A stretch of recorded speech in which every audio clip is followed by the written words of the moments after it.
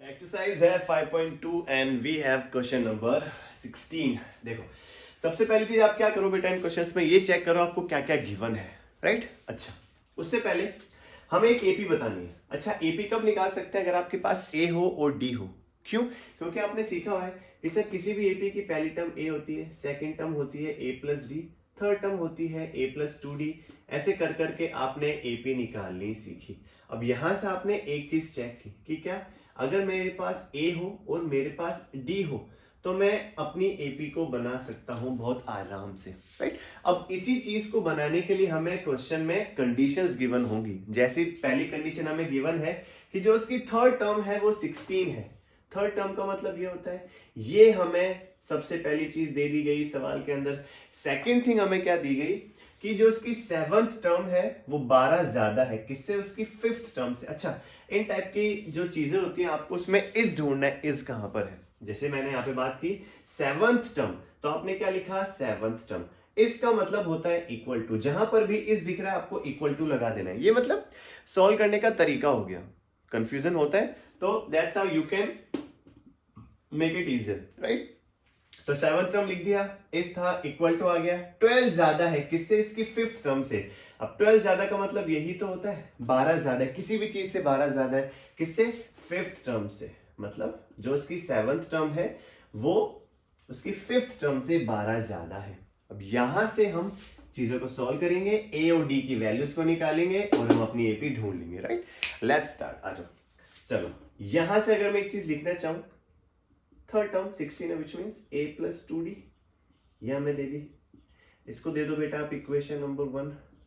अब यहां पे आते हैं 7, ए 7 का मतलब हुआ a plus 7 minus 1 d equal to fifth term का मतलब हुआ a plus 5 minus 1 into d, और साइड में हमको दे रखा है plus 12।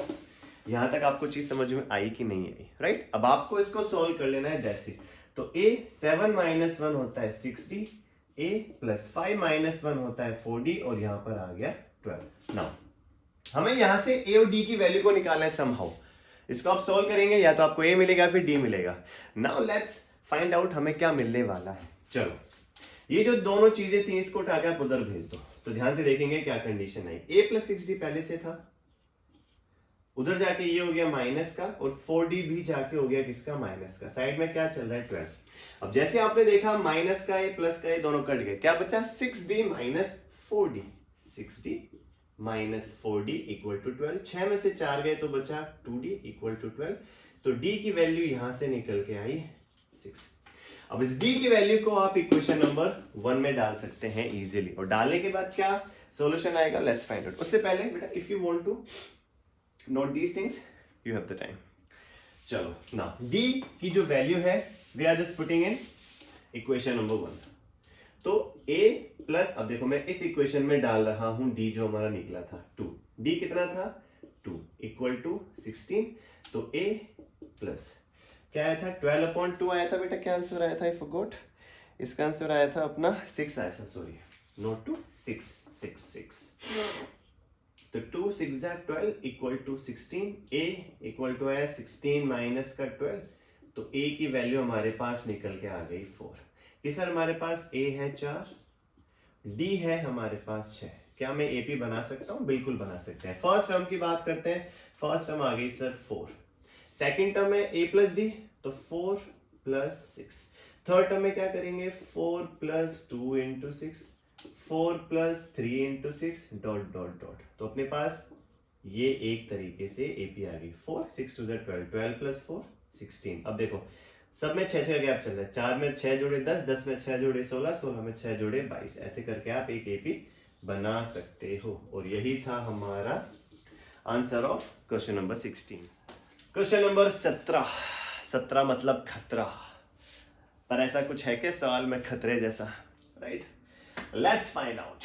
Find the 20th term from the last term of the AP 3 8 13 to 53। मतलब इस AP में लास्ट टर्म से हमें 20वीं टर्म बतानी है, कौन सी होगी। देखो इस क्वेश्चन में एक छोटा सा कॉन्सेप्ट लगाना है आपको, राइट। अभी अब तक हमने जो भी सवाल किए उसमें हम कहाँ जाते थे, हम जाते थे आगे से पीछे की तरफ कि भाई 3, 8, 13 इन सब में सबसे लास्ट टर्म कौन सी according to the question 253। Question में एक ट्विस्ट आ गया कि भैया इस पूरी टर्म को आप पलट दीजिए तो जो लास्ट टर्म से हमको जो 20वीं टर्म निकालनी है उसका मतलब क्या हुआ, अब हमारी जो पहली टर्म थी वो हो गई 253 और लास्ट टर्म कौन सी हो गई 3। बस ये छोटा सा कॉन्सेप्ट हमको इस क्वेश्चन के अंदर लगाना है। इसको थोड़ा सा इजी वे में मैं आपको समझाता हूं, आ जाओ। चलो सपोज मैंने एक एपी लिखी 3, 5, 7, 9 डॉट डॉट डॉट, मैंने यहां पे लिख दिया लास्ट टर्म है अपने पास 19। चलो अब यहां पे हमने 2-3 चीजें चेक की कि सर ए था मेरा यहां पर 3, डी मेरा कितना था, डी मेरा था 5 में से 3 हमने निकाला था 2, राइट। और लास्ट टर्म क्या थी मेरे पास, ए एन थी 19। ये कब थी, जब मैं आगे से पीछे की तरफ जा रहा था। अब मैंने इस पूरी चीज को रिवर्ट कर दिया। अब मैं इसको उल्टा लिख रहा हूं कि सर लास्ट टर्म जो थी वो बन गई पहली टर्म। अब मेरे को वो नहीं पता इनके बीच की टर्म कौन सी, मेरे को बस ये पता है ये मेरी फर्स्ट टर्म हो गई और ऐसे करके ये वाली जो चीजें हैं ये मेरे पास आनी स्टार्ट हो गई 9, 7, 5, 3 दैट्स इट। अब एक बात बताओ, यहां पर ए क्या थे 19 हो गया, ए एन क्या हो गया यहां पर 3।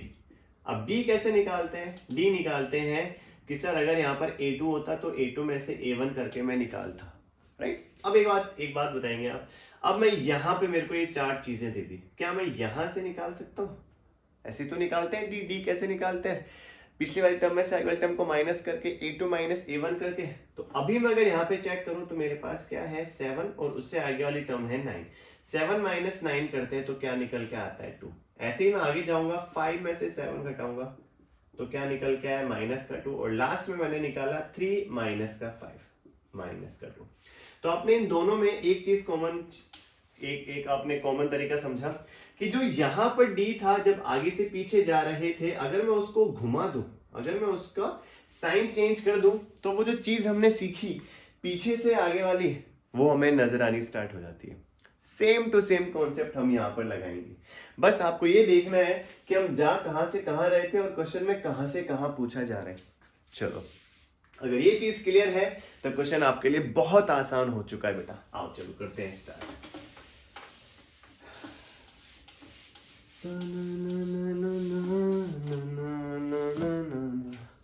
देखो अभी कहां से कहां जा रहे हैं हम, सपोज मेरे पास ये इक्वेशन है 3, 8, 13 डॉट डॉट डॉट और लास्ट टर्म है 253। यहां से यहां पे जाते तो हमारे पास a होती 3, a n है मेरे पास 253 और d कैसे निकाला हमने 8 में से 3 को माइनस करके, ऐसे ही तो निकाला। अब मैं इसको घुमा के लिख रहा हूं। अब ये वाली चीज यहां पर आ गई, मतलब ये पहले आएगा उसके बाद ये ऐसे आएगा और फिर लास्ट में 3 आएगा। बस आपको यही तो सोचना है। एक तरीका तो ये, इसका शॉर्ट तरीका भी सीखेंगे अपन, राइट। तो यहां पर a मेरे पास हो गया 253 बिकॉज ये लास्ट यहां पर थी। अब मैंने इसको घुमा दिया, मतलब लास्ट टर्म से हमको 20वीं टर्म बतानी है। यहां से 20वीं टर्म कौन सी होगी, तो इसके लिए हमको इसको फर्स्ट एज्यूम करना पड़ेगा और लास्ट टर्म मेरी कौन सी हो गई, ये हो गई।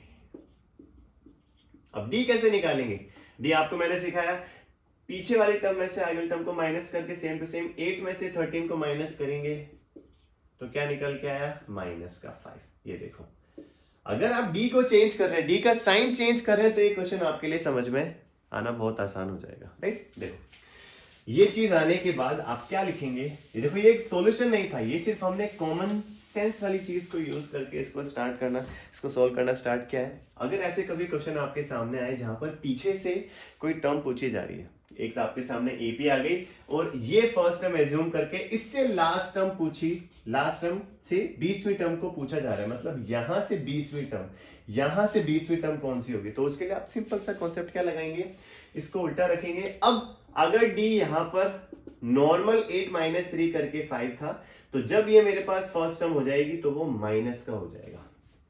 दैट्स इट, बस कॉन्सेप्ट क्लियर। नाउ अब D मेरे पास आ चुका है, A मेरे पास आ चुका है बेटा 253 बिकॉज इसी से तो निकाल लिया 20वीं टर्म, इसी यहां से स्टार्ट करेंगे तभी तो 20 तक पहुंचेंगे, तो हमने इसको A मान लिया। A n कितना है मेरे पास 3। अब एक बात बताओ, अगर मैं 20वीं टर्म तक पहुंचना चाहता हूं, मतलब A20 मुझे निकालनी है, तो A20 का मतलब क्या हुआ a प्लस 19d, मतलब अगर मैं a बता दूं और d निकाल लूं तो मैं क्या 20 टर्म निकाल सकता हूं? अरे सर बहुत ही ज्यादा आराम से निकाल सकता हूं, तो कुछ बचा ही नहीं। तो a कितना है 253 प्लस 19 इंटू डी कितना है, डी है मेरे पास माइनस का 5, दैट्स इट। तो 253, 19 5 जा 95, और जब आप इसको सोल्व करने जाओगे 253 में से 95 गया, 13 माइनस 5 8, 14 में से 9 गया तो बचा 5 और यहां पर बचा 1, तो 158 मेरा आंसर आएगा, which means this is your 20th term.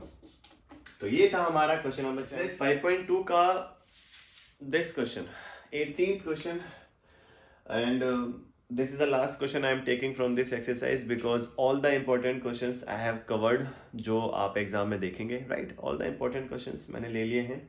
Now after this question I will start 5.3 exercise और उसके सभी important questions I will take।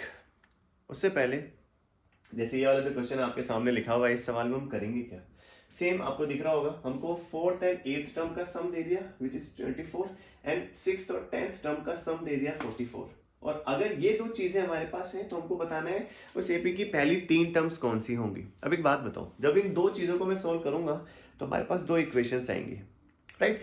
अब मैं दो इक्वेशंस को जब मैं सोल्व करूंगा, जो आपने सीखा है, right, linear equation in 2 variable में कैसे आप सोल्व करते हैं इक्वेशंस को, और आपने कौन कौन से मेथड सीखे हैं वहां पर, आपने सब्स्टिट्यूशन मेथड सीखा है, आपने एलिमिनेशन मेथड सीखा है, एक पहले क्रॉस मल्टीप्लिकेशन मेथड भी हुआ करता था जिसको बाद में ओमिट कर दिया गया, राइट? वो नहीं है, आपके सिर्फ अभी 3 सॉल्यूशंस हैं जो आप देखते हैं, graphical, substitution and elimination. Graphical को you can't use in this type of questions, कौन सा यूज करेंगे, सब्स्टिट्यूशन, एलिमिनेशन। आप दोनों में से कोई भी एक तरीका यूज करके इस क्वेश्चन को सॉल्व कर सकते हैं, राइट? तो सबसे पहली चीज क्वेश्चन में क्या गिवन है, let's try to discover. 4th and 8th term का सम दे रखा है हमें 24। अब 4th A4 उसका सम किसके साथ, 8 के साथ, कितना दिया हुआ है वो 24। पहली चीज हमें ये दे दी, ओके। सेकंड चीज हमें क्या दी, 6th एंड 10th टर्म का सम, तो 6th एंड 10th टर्म इसका सम दे दिया 44। अब यहां से हमारे पास दो इक्वेशंस आएंगी और उन दो इक्वेशंस को सॉल्व करके आप क्या निकालेंगे, A and D।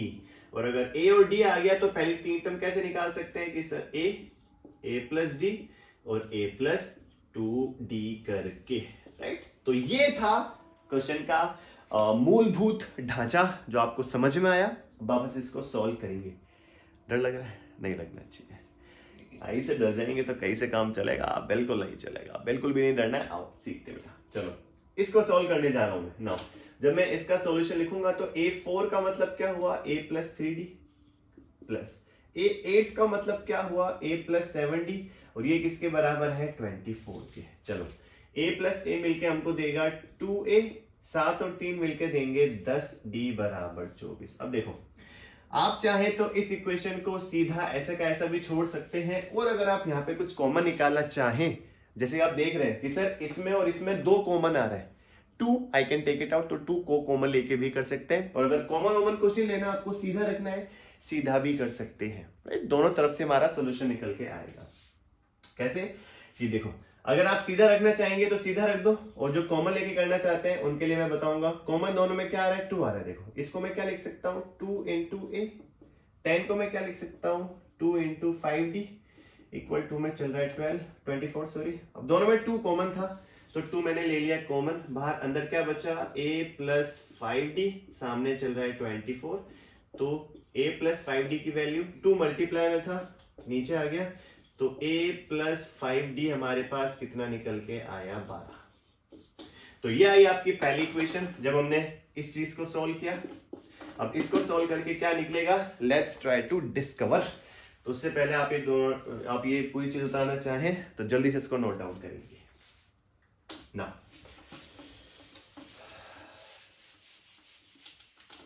Second equation में हमारे पास है A6 का मतलब हुआ A प्लस 5D, A10 का मतलब क्या हुआ, A plus 9D equal to हमारे पास क्या है 44। सोल्व करो इसको तो क्या आएगा, 2A 9 प्लस 5 होते हैं 14D equal to 44, same to same. जैसे हमने लास्ट क्वेश्चन में देखा हमारे पास क्या निकल के आई थी equation, a plus 5d equal to 12। ये मेरे पास इसको सोल्व करने पर आया।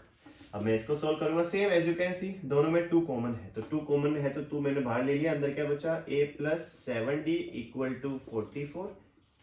तो a प्लस 7d 2 को उठा के उधर भेजा तो 44/2, तो a प्लस 7d की वैल्यू निकल के आई 22। तो पहली equation, second equation which is 22। इसको इक्वेशन नंबर 1 दे दें आप, इसको इक्वेशन नंबर 2 दे दें। बस इन दोनों को सॉल्व करना है, a और d की वैल्यूज को फाइंड करना है, दैट्स इट। चलो तो हम क्या कर रहे हैं, इक्वेशन 2 को मैंने ऊपर रखा, इक्वेशन 2 को मैं नीचे रख रहा हूं।